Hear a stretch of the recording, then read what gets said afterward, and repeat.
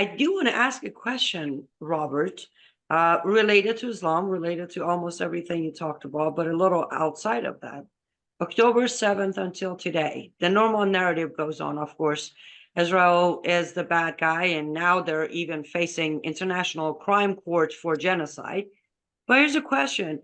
Why is it nobody has even mentioned or thought about the fact that who was behind it all and who's still behind it?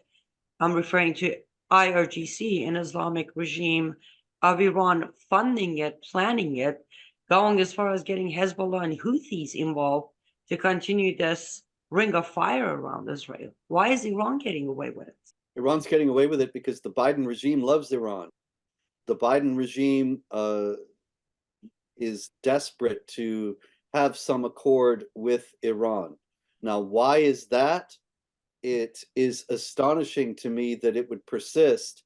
It started, of course, during the Obama administration when there was an effort to try to make Iran be the rock of stability in the region after the fall of Saddam Hussein's Iraq and the civil war in Syria.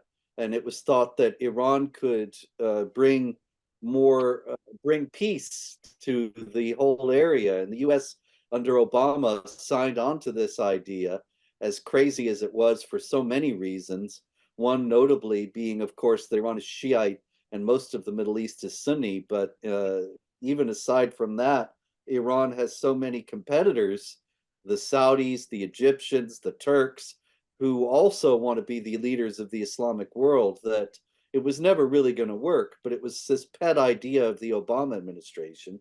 Then Trump repudiated the disastrous deal that Obama signed, and it seemed as if the Biden regime was desperate to repudiate Trump, to show Trump wrong by reviving the deal with Iran.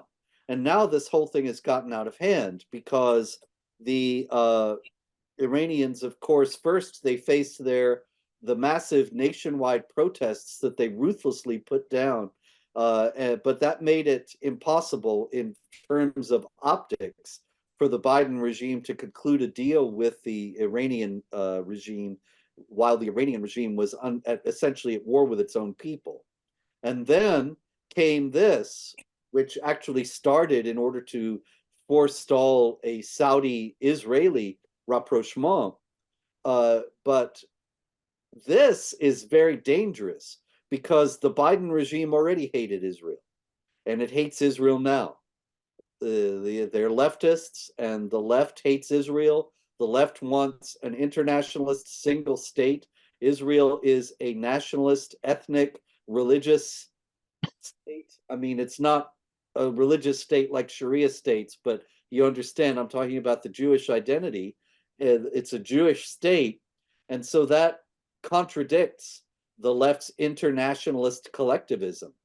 And so the left wants to crush Israel. The Biden regime, as a leftist regime, wants to crush Israel. But it's stuck with this fact that most Americans still support Israel. We officially are allied with Israel, so they can't disengage that easily. Certainly don't want to put any pressure on the Islamic Republic of Iran, which they love far more than they love Israel. And so they have to try to play this very strange double game that we saw with Biden going over to see Netanyahu, pledging his undying support, and then saying, oh, and I'm giving $100 million to Gaza, which means to Hamas, despite their denials, because there's nobody else in Gaza who can get the money. And in Iran, then he gives $10 billion to Iran, which is really criminal in light of the fact that Iran bankrolls Hamas. But in doing that, he's showing his true allegiances, but he's also trying to placate his base, and the base that was storming the White House the other day. And so he's trying to show them, see, really, wink, wink, nudge, nudge, I'm on your side. I'm giving $10 billion to the financiers of Hamas. In other words, the United States is bankrolling the war against Israel right now. But that's why nobody wants to talk about Iran's role in all this, because the Biden regime doesn't want that coming out. It would make it harder for them to help Iran. Absolutely. And that is why you are the one who knows best. Thank you, Robert.